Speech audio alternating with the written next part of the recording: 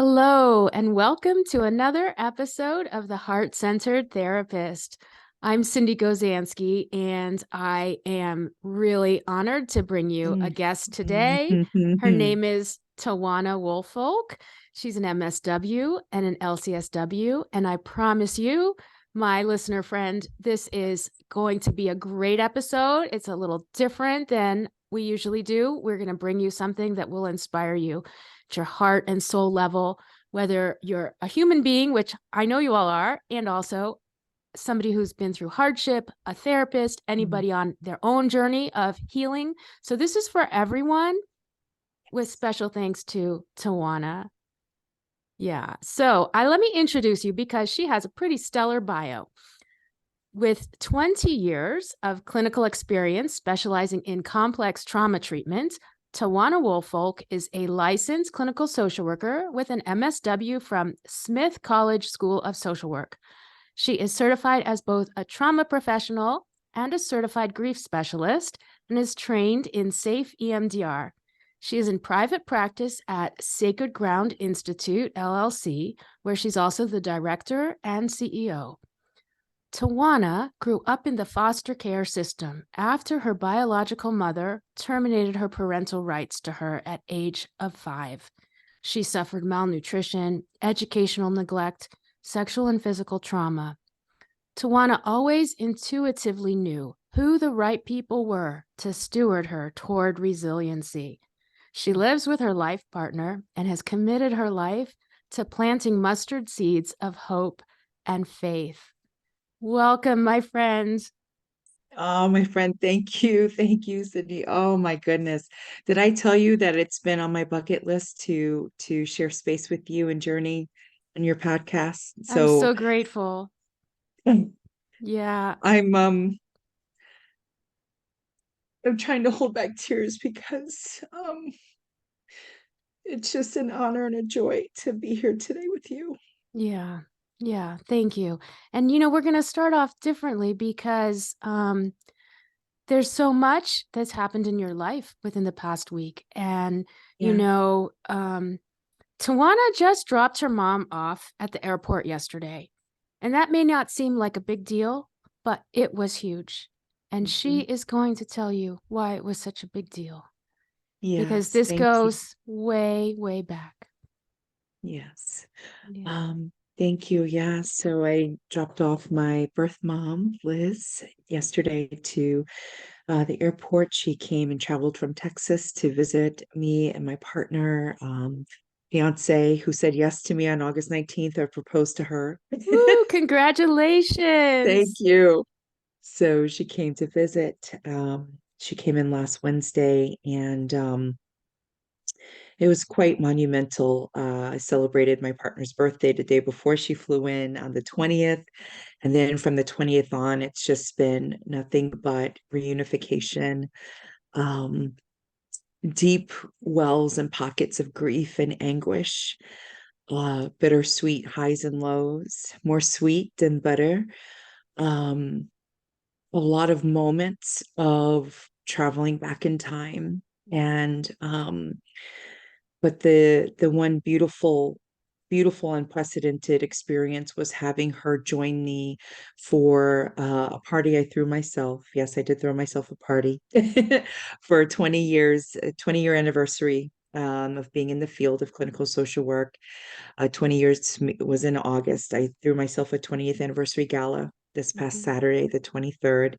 Pretty cool. We're And going to get to that. And what a great yes, precedent for other therapists to think about doing. yes. Yeah. But what was quite amazing was for her to be present and to receive and bear witness to almost 30 years worth of history that she wouldn't have gotten otherwise from all of the stories from my beautiful guests of honor.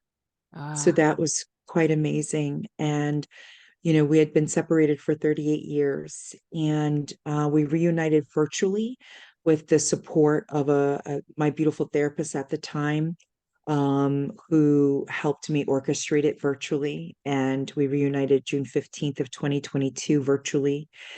And I planted some, as you said in your opening, mustard seeds of hope and faith, and which inspired the one quote that my birth mom said that she will never forget, does have profanity on it. I don't know if I can share, if I Oh, can yeah, say be yourself. she said to me, she said, baby girl, when you ever said that I fucking deserve freedom and healing, that I don't have to be, and she gave me permission to share this, I don't have to be this dirty 5-year old anymore, that I fucking deserve to heal and I deserve to love her and me. She said that it was all I needed to hear, and she's been in therapy ever since. Wow. And I hope her therapist listens to this. I want to thank you because I knew that my mom being in therapy this past year and showing all the way the fuck up for herself would Mhm. mean showing up for me, and that would help me neurocept the greatest safety with having her visit me, because there's no way that she'd be able to truly share equitable healing space with me without her showing up for herself first and doing deep trauma healing. And I just want to thank her therapist so much. Yes. Oh, thank you to Liz's therapist. Hopefully you're going to listen to this and see what a gift you have given this mother and daughter to heal together. And I Yes, just want to let our listeners know, I think this is so important that we are creating a sacred space here on a yes, podcast for Tawanna, her first real sacred space to talk about yes, reunification with her birth mother and what that experience was like. And we are looking at healing of trauma and resilience as yes. therapists, right? She is a master's level Smith graduate of Smith College social work. I mean, you're talking to the best of the best, creme de la creme. And we're going to hear about what this journey was like for her and then to reconnect with her birth mother. Yeah, yeah. It was quite a journey. One that didn't didn't realize that I was going to embark on, and but only dreamt of. Um, and I just never would have imagined that, at 5 years old, that all I remember was being just separated from her and my maternal aunts at the time, and being, taken by, two staff of a what I think was like more like an orphanage, or like a state, kind of group facility for youth. And it was a rainy day that day, and they put me inside a white car, and I just remember banging my little brown fists on the back of the window. And I remember being really upset at the moon, because the moon and I had a really deep relationship. I didn't know about spirituality right at 5 years old, but I do know that I used to make escape plans with the moon, because it would shine right into my bay window. And Mm. it was the most consistent object. It was always there for me, and I could always find it. And I would always have conversations with it. And it never left my side. Even to this day, I have a really unique spiritual connection with the moon. But I never knew that it would keep its promise and help me reunite with my mother 38 years later. But it was quite an adventure of going through the foster care system, and starting school. I started kindergarten at the age of 8. Oh, wow. And unfortunately, and this still may be true now, but I really wish that therapy for both the adoptive family and youth was more promoted, that neuropsych testing was more promoted. I'm someone on the spectrum, and I suffer tenderly with learning disabilities, and but proud of my neurodivergence. But it went unnoticed and invisible for too long. Mm. And I just, there was a lot that was missed, unfortunately, but that's what I get to correct currently, and what I want to give back, as a therapist that is really trying to decolonize these healthcare and healing spaces and make them more equitable and safe, to give what I didn't have. Mm. And So and necessary. Who better yeah, to do this work than you, right? And that yeah, yes, ma'am. decolonization is so important, especially for others that Yeah, experience trauma and micro traumas and macro yes, traumas at every level. yes, yes. And none of us, no matter what race, what gender, religion, all of us, none of us are immune. None of us Mm-hmm. are immune. Mm-hmm. And actually, digressing a little bit, but one of the best conversations I've had over the past few weeks was with some of my beautiful white clients who said to me, we would have never imagined that that another mama in our lifetime would be you, that you'd Ah, be Mama T, and that you would be talking so openly about our racial identity and wow. our right. Yeah. Yeah. I mean, I can't make it up. I can't make it up. And how nourishing it's been for them to own and consent and belong to trauma that no one called the thing for them until they met me. Right. Mm-hmm. But this is what happens. This is what happens when, the spaces aren't quite equitable and Right. they're held rigidly and, but Mm-hmm. neither here nor there. But nonetheless, I really took what were the bittersweet moments of my journeying through life and early foster care experience. I got adopted at the age of 12 by a dear foster family that also was a very tender and challenging experience, and suffered trauma in that family as well. Mm. And that led me to really intuitively trust falling into my knowing of who were the folks that were safe for me. And that started first with Viktor Frankl. So that was just in the pages of his book, Man's Search for Meaning. He was the first one.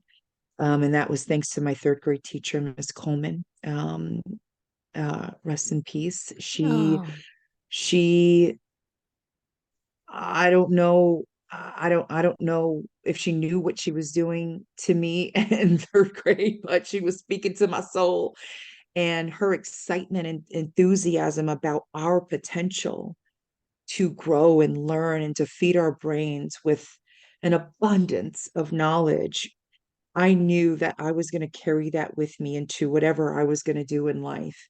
And that's often what you'll hear from my clients is my excitement and enthusiasm about healing, whether it's 6 a.m. in the morning or my 6 a.m. or 7 a.m. Right. sessions Oh, during I the week love or it. weekends, right? They're Mhm. like, what, who are you? And where, Right. I want some of what you have, that let energy. me tell you, that is all Hmm. Miss Coleman.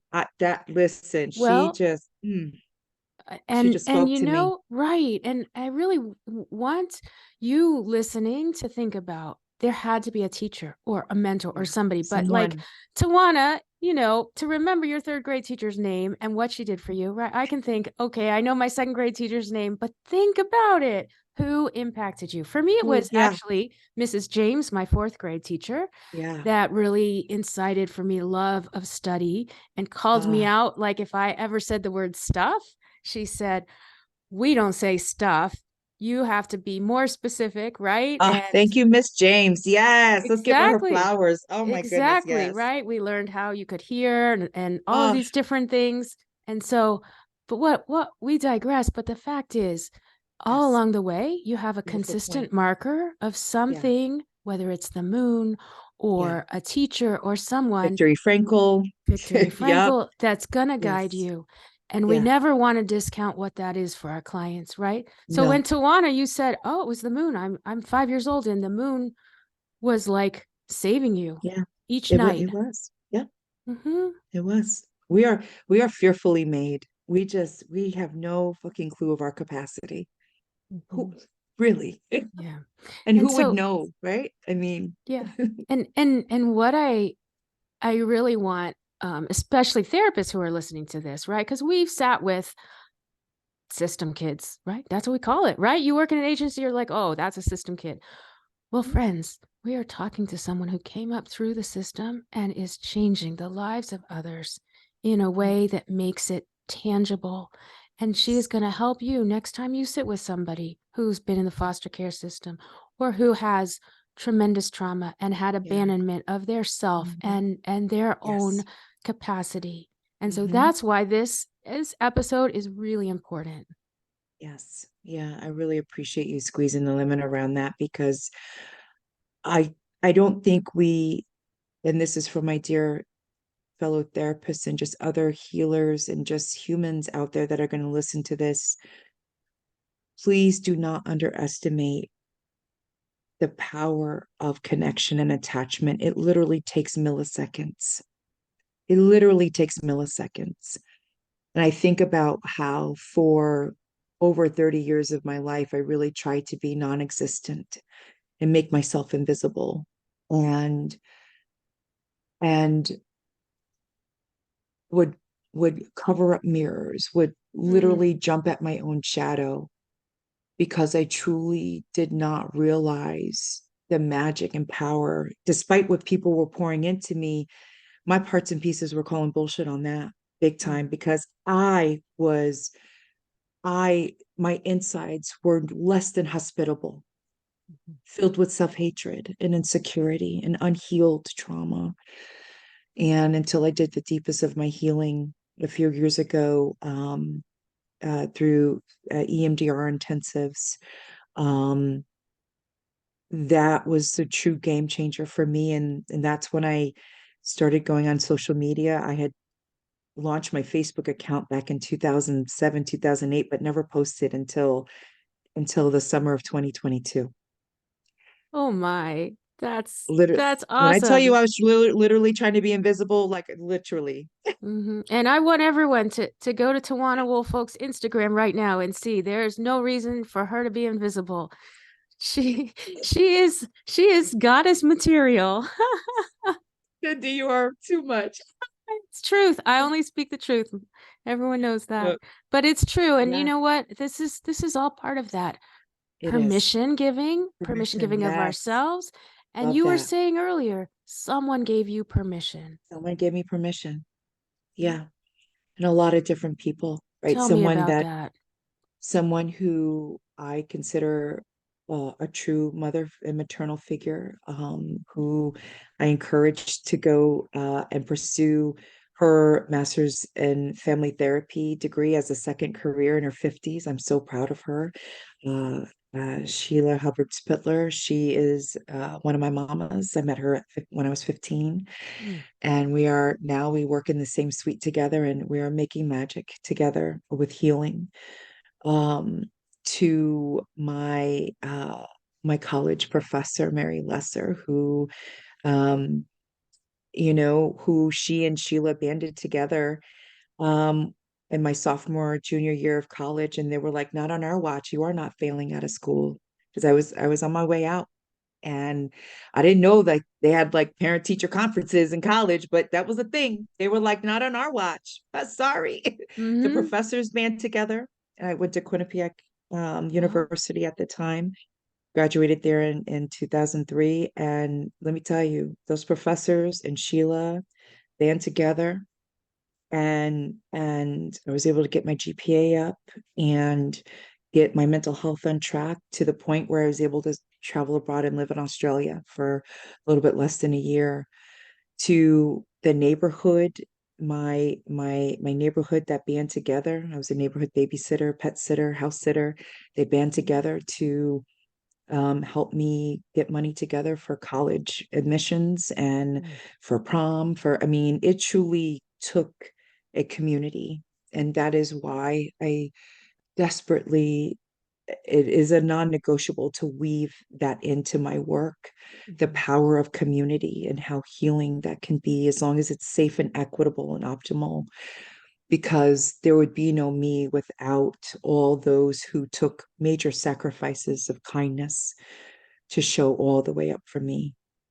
right. How did you learn to receive care? You're talking about community pouring into you and giving you this care and resources when, the tragic being given up by your birth mother experience made you feel like unworthy. Mhm. Cindy, I believe I'm still learning. It still takes my breath away Mm. to be graced by others' kindness. I don't know if I'll ever, I don't know if I'll ever not be shocked. Maybe it's still a growth edge of my own healing. But I tell you, that first, I got my first glimpse of hope with my my safe EMDR therapist a few years ago. I, until working with her, I didn't know on a cellular level and from like a client, both a client perspective, but a humanistic perspective of what it would be like to be held with joy and delight and for someone to stay steady with you, no matter how much you're fighting. Like my parts and pieces they were acting all the way up. And I love how you And say she parts just, and pieces, my parts and yeah, pieces, right? They're still part of yourself. yes. Yeah. And they were showing all the way out. And she just, nope, she was right fucking there, right there in the pocket with me. Mm-hmm. And that was when I first realized that I got like literally, it was like a lightning bolt, was like, oh, oh, wait, I am worthy. I am worthy to take up space. My existence does matter. Like I literally felt it on a cellular level as I was doing my healing with her. And this is why, like, there's no better way for me to show up as a therapist than to be doing my own healing, my own advanced supervision, because to know what it's like to be held, deeply held with joy and delight and with unconditional positive regard, you've got to be a recipient of that. You've got to be in the client seat. You can't unknow that feeling because that's what helps me stay steady. And that's right. And that has just been that was the start truly. And this was just what I'm 43, I'll be 44 in December. So this was just a few years ago that Mm-hmm. I finally I finally started to realize like how to receive and that I'm even worthy to receive without fawning and appeasing, right? Because like people would give and then I would like try to level up and like because I didn't feel worthy, so I would like overperform and like double give. And Mm-hmm. now there is none of that. Now there is just really being in true abundance and gratitude. And I get to receive and I get to give. I don't know if that makes any sense, but Oh, it does. It really does. And what I find so powerful too, and thank you for sharing so vulnerably, because this is just so touching deeply to me, and I know to our listeners. What I find so powerful is that your healing came about because your therapist took the risk of being so oh, deeply she took big risks. big Yes. risks, right? And this is what our therapist listeners need to know. Like, if you want to really help your clients heal, you've got to get out of your own way, and it's not about you, and you take whatever risk it is to I mean, help she your just showed all the clients. way up. She was You so show real, up, so and authentic. Yeah. that's right. You take a She went guess. off script when she needed to go off script. She Uh-huh. just did that. Mm, Yeah, it's really finding that way to take that guess about what your client is experiencing and then yes. go way deeper and Yes. help them embody it, Yeah. because you described this embodied healing Yes. that I think is rare, and it is a process because It is. you probably wake up and you're like, "What? Whoa, is this me?" No, you're right. And I just want to thank you for this space is being co-created by you and I'm trust falling into you and the culture you've created. And so I'm also generously assuming that your listeners are also by default helping to create a safe space. So I'm truly going out on faith here. I Mhm. just want to thank you and your dear listeners. Yes. Oh, thank you so much. That's very important to me, that we're also reaching therapists that want to stay being therapists. And I see Yes. that, and I love that about you, Tawanna, that here you are, you nurtured your other friends to become a therapist, and you work in the same space, in the same building, and you're all about still being a therapist because we have so many people out there who need us to help them heal. And this Yeah. goes back to your birth Yeah. mother and her Yeah. finding a therapist that helped her heal. And then you two come together. Like, this is phenomenal. So tell us a Healing. little Oh, about that, right? Like you said, your mother, your birth mother, Liz, came to your 20th gala. She got to see your office. A lot of us have parents that have never even seen where we work. They don't even know what we do, right?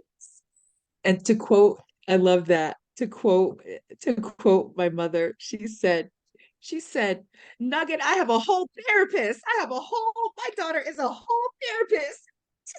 Ah, And I just never, like, it is such a thing, like, for a parent to take joy and delight in their child. Like, that is a thing. And it is such a need. It is an attachment need.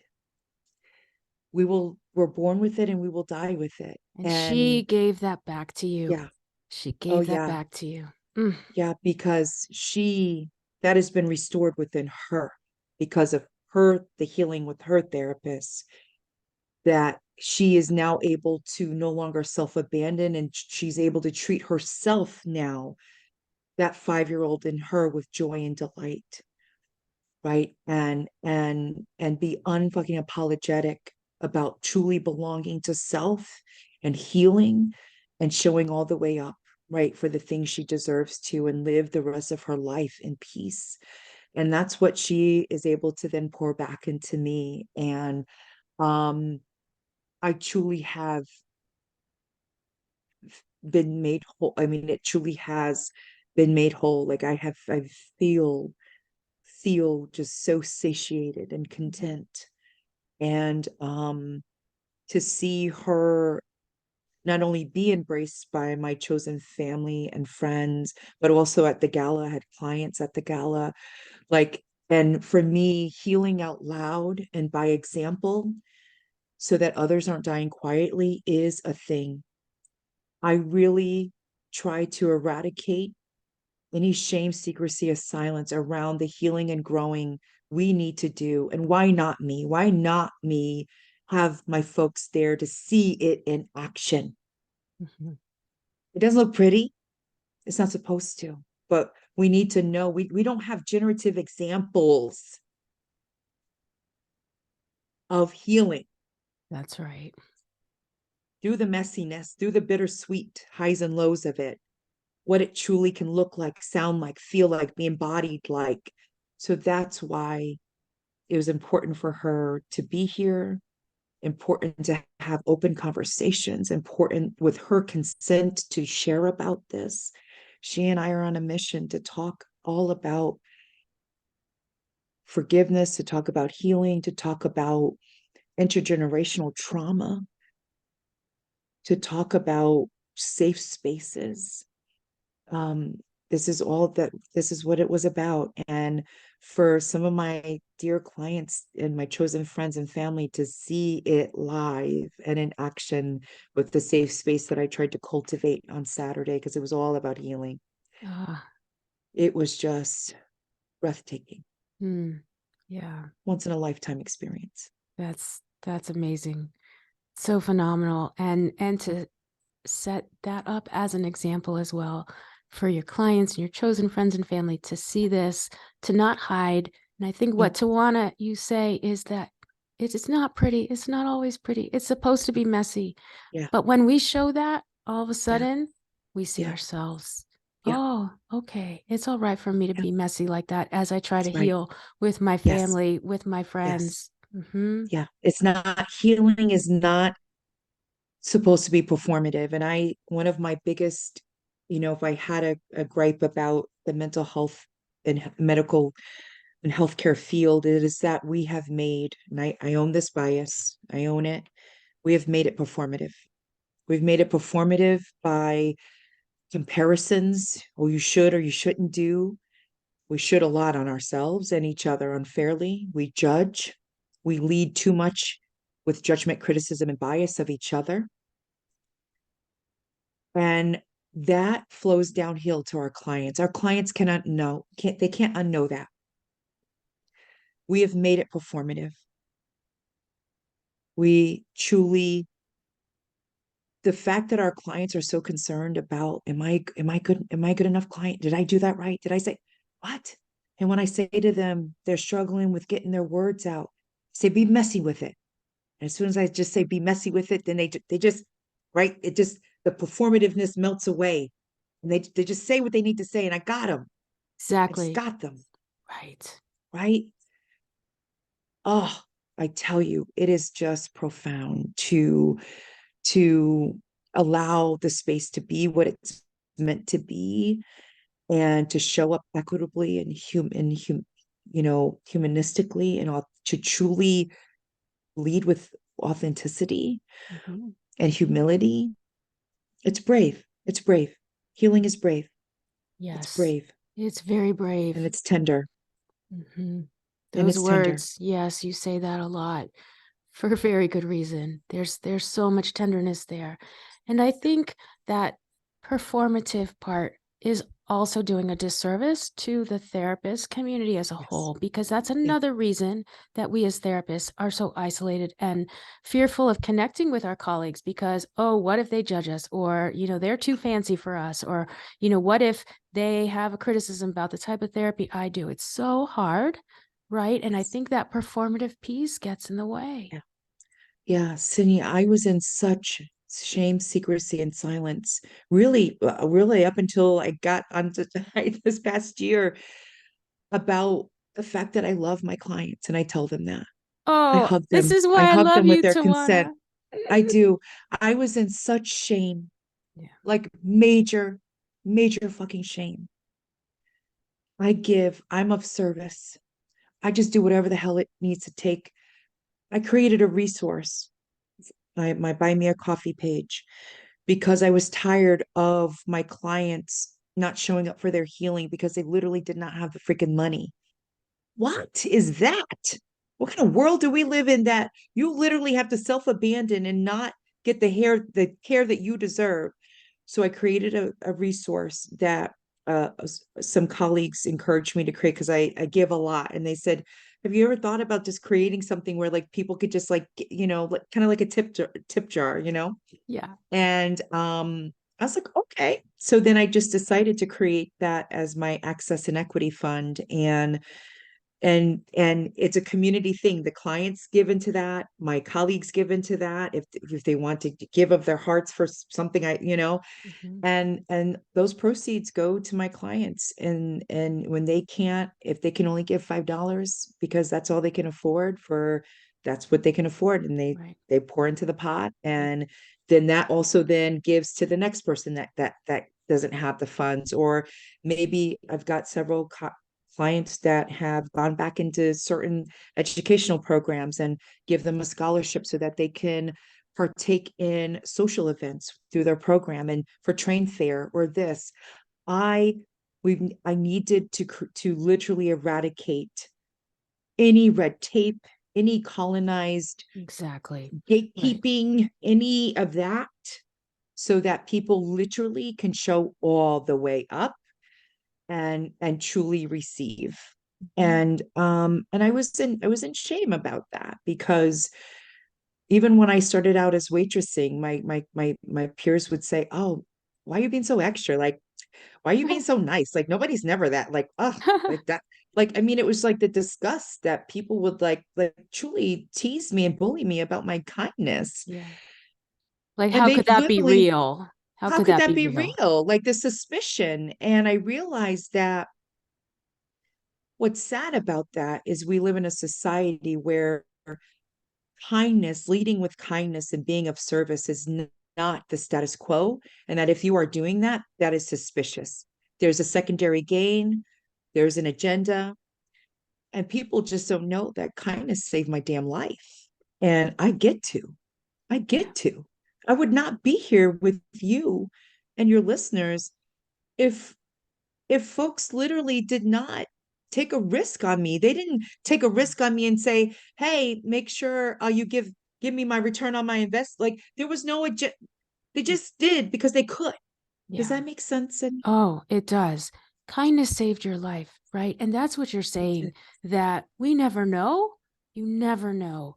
And you you and I never both know. have a spiritual underpinning. We never know when Yeah, being kind and one small act of kindness is going to save somebody's life, right? Or make them not do something to, hurt themselves or yeah, put themselves in danger or hurt their kids or whatever, yeah, right? yeah. And here's the thing, going back to the buy me a coffee page, where a lot of people think that's for you. It's not for you. This is Oh no. decolonizing so Yeah, that access is available for your clients, yeah, for them to experience access to other resources, whether it's yeah, a scholarship, an Uber yeah, to the appointment, or, yeah. something Whatever it simple is, as whatever that. a book, whatever Mm-hmm. it is, an Mm-hmm. art class, whatever it is that is going to complement their healing and help them show all the way up. Mm-hmm. Right. Yeah, yeah. And so I think it's so important when we go back to what you said, and I've said it every other podcast. I probably say, "Oh, you too." I say it's so important to love your clients, and yet that's almost like, um, right? It's like what, It- considered not okay. And when I'm teaching my Still trying to figure it out master's after level 20 years. students, yeah, right, still trying to figure it out because the profession, maybe they want us to have um so many barriers between us and the clients, but you know what? Yeah, You're not going to heal them if those barriers and obstacles are there. yeah, And so you yeah. got to love the clients on your terms. And only you can decide what that is. Are you going to be able to embody so deeply, like Tawanna's therapist did with her? Maybe. Amazing if you can. Or maybe you do it in your own way and it's different. You do it your own way. You get to belong to that. Mm-hmm. Yeah. Absolutely. And I think about actually Friday, um a week ago, this past Friday, I got my the official word that I was certified in EMDR. And so I got my official certification. And Congratulations. thank That's a long you. process. Woo, Yes. great. And now officially a consultant in training. And what was as I think about what we're talking about, I think about my own journey just to be a face to represent um other clinicians of color. And I think about my journey of the gatekeeping that was had in my own just to be certified in EMDR, and the discrimination and bias that happened due to my race, due to my Mm. neurodivergence, and maybe not being good at, I don't know, like showing up with my clients in a way that wasn't, and it took a few failed attempts, but and getting in a few failed attempts at showing at being part of unsafe certification spaces. But there were some beautiful people that, again, like other folks in my life, that just showed all the way up, took a risk, and saw the value of a me being a part of these spaces and helping to train and consult and to create diversity and equity and to speak on these really important things. And so I just wanted to give nod to that with Mhm. on that angle as well. Like, as we're talking about our clients, but also the parallel process that we therapists also have to journey through. Does that make sense, my It dear? does, absolutely, because there are biases and prejudices that we Yeah, experience, yeah, and you just gave a great example, and somehow you were able to yes, finally find a way to fit in yeah, with a certain group and get your certification. yeah. And Yeah. I'm so thankful because Mhm. now I truly, like, I can really do, show up and contribute and give back and uplift other beautiful clinicians, you know, that Mhm. need that support. Yeah.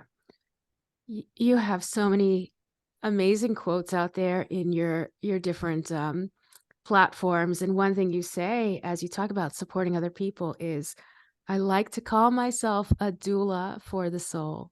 Yes, ma'am. Ah, just elaborate a bit on that one, Tawana. Yes, yes, ma'am. Love that you You did your me search, didn't you? Oh, I did. I did because you're really so compelling. I mean, we want to hear more about this. So yeah, so my dear partner, she has supported me on this, but I've chosen not to bear my own biological children and instead share my paternal and maternal energies and gifts through my work and through healing with my clients and my fellow colleagues that come to me for advanced supervision and consultation. All of them are my babies. All of them are my babies. I don't know what it'll feel like to birth my own children, but I do know what it feels like to birth someone through the deepest of their anguish and grief and trauma through to their most favorite healed lovable version of themselves. And I can't go back. And so I from that I just nicknamed myself doula for the soul, because that is literally like that is it, like it just describes what I do. Like this what I do, like I am birthing. We are doing some deep work on a cellular level. It is felt, it is embodied. You can't unknow it, you can't unfeel it. Every part of your sensory system and your body feels the healing we go through and we get birth through. And so that's a little bit of the story behind that nickname for myself, doula for the soul. Mm. Oh, I love it. And I mean, it brought tears to my eyes because it's so touching. And, anybody who questions themselves if they don't have kids for whatever reason, right? But Yeah. they're doing this work of being a helper and a healer. Yes. Yeah. Rewind that and listen to what Tawanna just said, that we are Yeah. still, myself Yes. included, healing Yes. and birthing others. And it Yes. really is a beautiful testament that I'm going Mm. to internalize because you're speaking right to my heart and soul too. Yeah. Yeah. Yeah. That we get to reparent, right? And so that my mamas and papas can learn how to then show up beautifully for their children, right? And so on and so forth. That it truly is the gift that keeps giving. And there are so many ways that we can express our maternal and paternal gifts and energies. And I again used to be in shame, secrecy, and silence. I just came out with that last year, broke my silence in around Mother's Day Mm. of 2023 around this, because I used to think that people would think that I, again, being extra, being, but I can't unknow that for myself, that's my path. That's my path. And I just have an abundance of fucking love to get. I don't know how to turn it off. I mean, so why We not? don't want you to. Why not? Don't turn Why it off. not? Why not? Exactly. Why Exactly. not? And I really also appreciate you bringing in the polarities that we do also have Yes. this masculine and feminine Yes, energies in us, we do. and people might look at both of us and think like, oh, well, we're pretty feminine, but we've got a lot of masculine energy too. Yes. And you have to balance those things. Yes. That's maybe Yeah. for another podcast. Absolutely looking forward to Hmm. it. But going to what you were saying about the self and like that permission and Yes. belonging to yourself. You say this time and time again, like belonging to the self. Can you help us understand like what that really means? Because that also set you free. Yes. Yeah. Thank you. So I came up with a concept that I teach my fellow therapists and nationally and internationally, as well as my clients, about this concept of self-consent. And we all know what like consent is, like kind of stereotypically like what consent is. But I kind of wanted to bust the walls out from around that. Of course, with my pink fuzzy wrecking ball, this is what I use to like clear some shit up. That's great. Yes.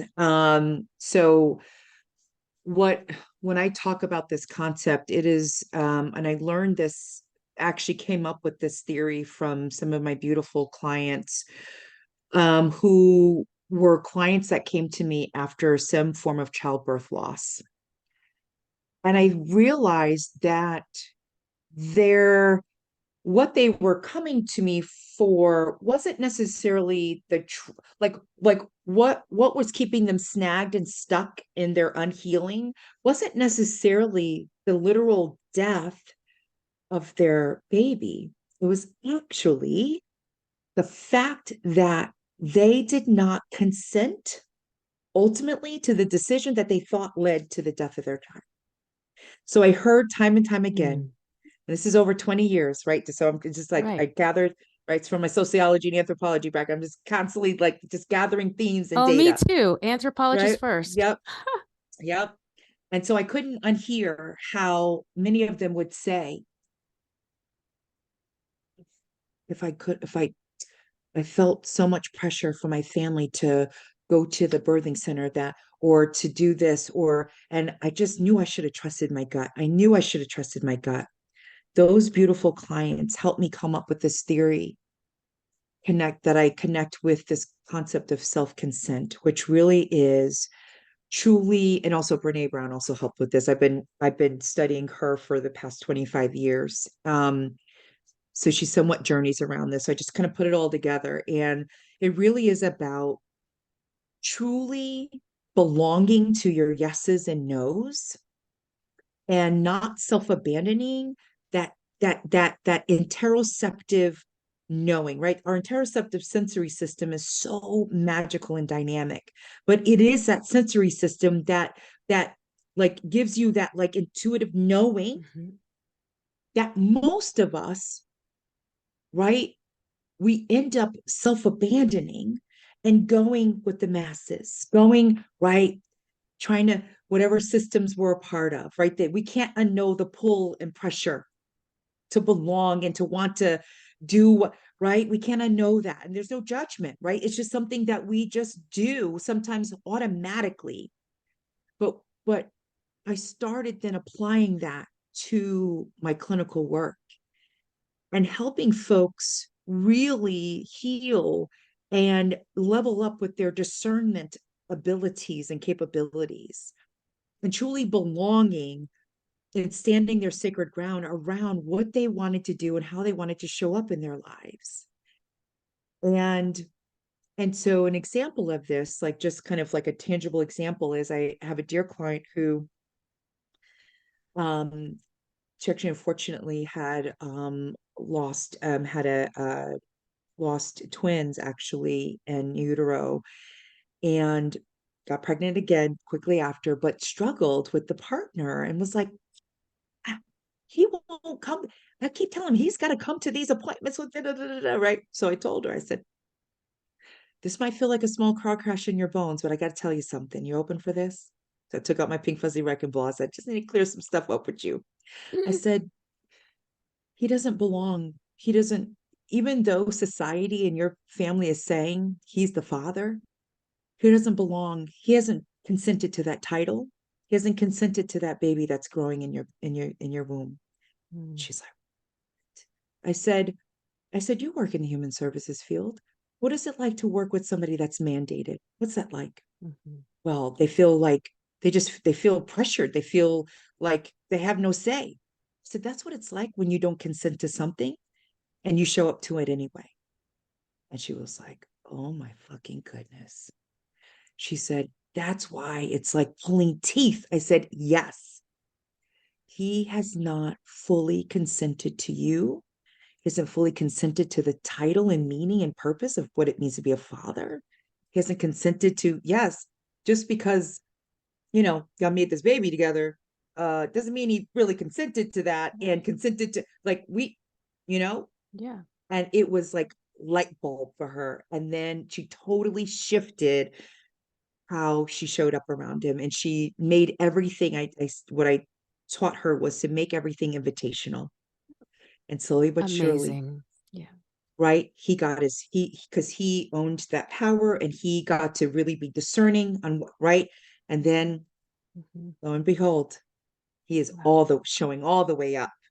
Right. So I don't know if this makes sense. I know this is a lot that Oh, I'm kind of sharing, but it's just tell, it's what do an you hear in that? amazing. I hear this incredible teaching moment, a gift that you gave to our listeners that I really thank you for. And what I hear is two things. One, how important that permission is. And I've been working a lot on permission in my own life and in my practice, especially working with folks that have trauma. And also, I mentioned to you that I'm even helping right now care for my Yes. mother that Yes. has some needs and healthcare needs. Yes. And I'm learning that I have to also be Yes. invitational and ask her permission instead of just doing because I'm so scared Yes. she's going to fall or be unsafe. Exactly. And you know That's what? right. She deserves permission and her own consent. He And absolutely so does. that's one thing, is that when we can invite and give permission, It's game that is changing. so healing. It's game changing. And then the other thing, Tawanna, is how incredible that you had your consent taken away. You had your self-consent taken Yes. away through the Yep. trauma and the Yep. abuse. And this is what our other clients who have also experienced hardship have. They don't have any idea what I could have consent. It's foreign. It's And absolutely foreign. it's foreign. And you were able to come to this. And that's part of integrating all your parts and pieces now. Yes, you got it. You Mm-hmm. got it. Yes. It is everything. It is everything, right? Truly asking the self, what do I prefer? Mm-hmm. Yeah. What do I prefer? Right? Yeah. What do I prefer? I coach a lot of therapists across the world. I feel so humbled to say that, but I feel so like I'm geeking out because I'm like, oh my God, I like there's so I just love being able to show all the way the fuck up for my colleagues That's right. and the looks on their faces when I'm like when I ask them like, are you consenting to what your current schedule is? Because a lot of them are struggling with like trying to find balance and like right, and they're like, well, I mean, the only way I'm going to get like so if I do this or right, and I'll show them my schedule and I'll say, well, what's the data you see? Well, you work a lot. And what else do you see? Well, there seems to be some balance here. There you like you really right, and they know, and they're like, oh, wait a minute, you don't work any nights? I don't see any nights. No. Mm-hmm. Right. So and I'm talking to them about like truly them belonging to themselves and being unfucking apologetic about really what does their nervous system require to truly cultivate a life and a lifestyle and relationships that fits like a glove on their nervous system. So I truly take a polyvagal approach when Love I it. work with my fellow colleagues on helping them create a practice, a schedule, a whatever, a shift, a flex and pivot it that they want. It's got to fit like a glove, because if not, your parts and pieces are going to call bullshit and you're going to have some trouble. That's right. That's right. Forget So about if you're anybody else calling bullshit. Your own parts and pieces are going to call bullshit. They're like, what you doing? Does that make and sense? it does. And Tawana is telling us we have to listen to that, right? We Because have we will to. try to quiet them down or ignore them, We but will. they're gonna keep calling you They're going to out. find a way. They're going to find Mhm. a way. Yeah. And And every so, moment of right, self-abandonment, it gets louder and louder. the You can't unhear it. self-abandonment. Yeah. So if you're learning polyvagal or using that with your clients, remember it's for your self-care. Oh, please. Yes. 100%. Yeah. So Tawana, you said when your mom came to the gala, your birth mom, and she said, I have a whole therapist. I just can't believe this. Just tell us a little as we're kind of like coming Yes. to a close here, because this is just your sacred space of sharing with our listeners what Yeah. reunification is like after 38 years with your birth mother. Yeah. Both of you had severe trauma in your lives Yes. Yes. and you come together with this healing. What was it like? Yeah. Like bring us into the picture. Like what was something like fun or sweet or nice that happened? Well, really, it truly overall was sweet and nice, but I will be to give some peek into this. Yeah. What really gave us the protective factors we needed and the resiliency we needed was how open both of us were and consenting both of us were, and belonging to our own healing and our own truths. She said to me, baby girl, my truth is messy, but I belong to it. I don't expect you to understand it, but I don't want to keep nothing from you. And, me then trust falling into that. And so I had to have some tender conversations with her that I chose to Mhm. wait until we were in person. Mhm. And seeing her openness, seeing some of it hit like a car crash in her bones, but then her thanking me for my honesty, and again trust falling into her and allowing us to journey through repair, and me being able to say, I don't want a relationship with such and such, and can you, you know how do you feel about that? Or I would love to, or this happened with such and such. You didn't know this, but I'm open to repair and right. Mhm. And her being a big part of that. Right. Um, and it was, I mean, talk about a 5 days worth of corrective emotional moments and periods of attunement, Mm. right? Of attunement, co-regulation, of her standing up for me, protecting me, learning what's too much, what's right, like, and just being able to have open, honest, tender conversations. Mm. Yeah. It is everything. Yeah. And also seeing and letting her know, hey, you don't have to be performative. Like, you don't, like, you can, right? Like, you don't have to do this to fit in. You don't have, right? You don't need, that's not part of the admissions ticket into my circle. Yeah.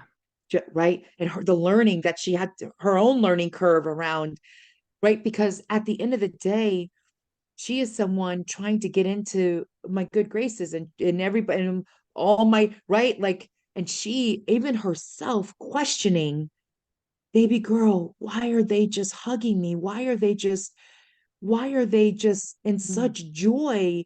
Like, I would just think that they would just hate me because Yeah. of what I did. But let me tell you, after all the speeches on Saturday, and she heard from my chosen friends, family, and clients, she literally said, and my cousin Lachey, who was bartending, heard it, and she literally had a nervous system release. It was like, she literally, like, she gasped and jumped back when she heard my mom say this. My mom said, baby girl, I have no regrets. I thought, I literally have no regrets. Like, I kept thinking and beating myself up for giving you up, but oh my God, what if I didn't? Oh. What I just saw today, I'm good. I'm good, baby girl. I'm good. Mm. Oh, Tawanna. Can't And unknow and that.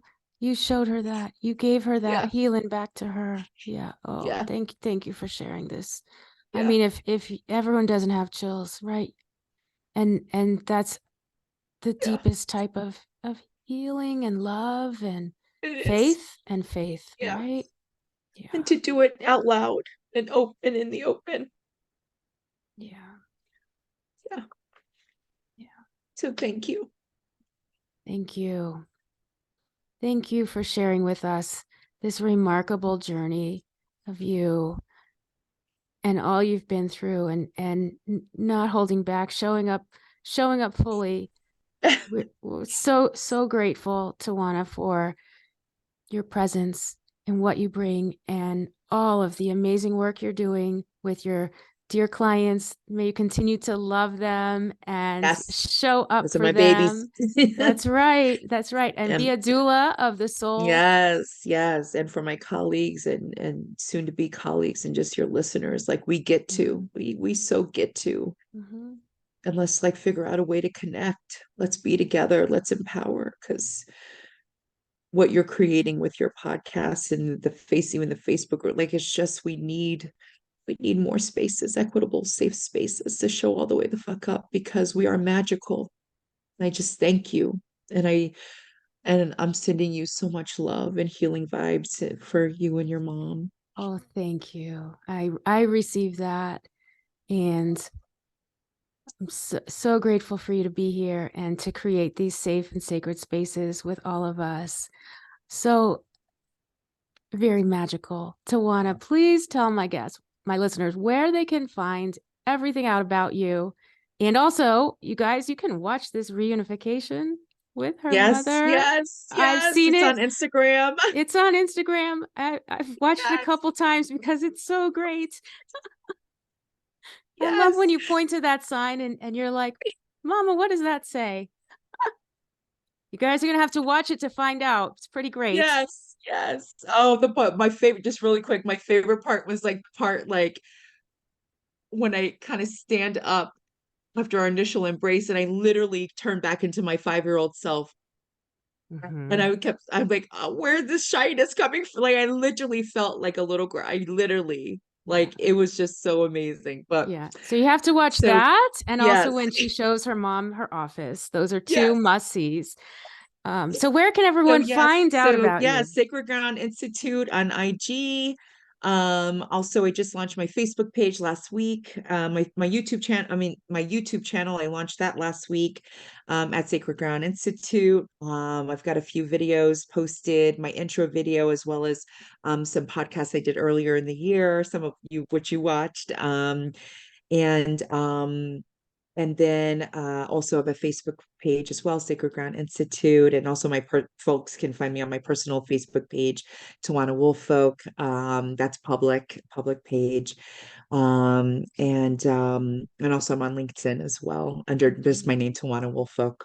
Okay, right. And it's sacredgroundinstitute.com. You Yes. can see her website and her offerings. Also, you train therapists and do supervision as Yes. well, right? Yes. Yes. Yeah, Mm-hmm. absolutely. Yes. And Mm-hmm. I love also public speaking and also launching into doing some long form trainings. I did my first one for Advocacy Unlimited, at 8-hour in-person training, which was just beautiful. Journeying them around some of the same guideposts that I journey my clients around. So it was just Mm-hmm. really beautiful. Um, to work with those peer recovery support specialists and supervisors. And Love it. so, yeah, getting into all of that this year as well. Mm-hmm. Love it. Well, I think a very important thing is for us to all show the F up, right? Take our listeners out with that. What should we do? Show all the way the fuck up. Ah, yes. Love Thank you it. so much. And thank you for letting me be my sweary, shiny unicorns. Absolutely. Thank you. Peace and love.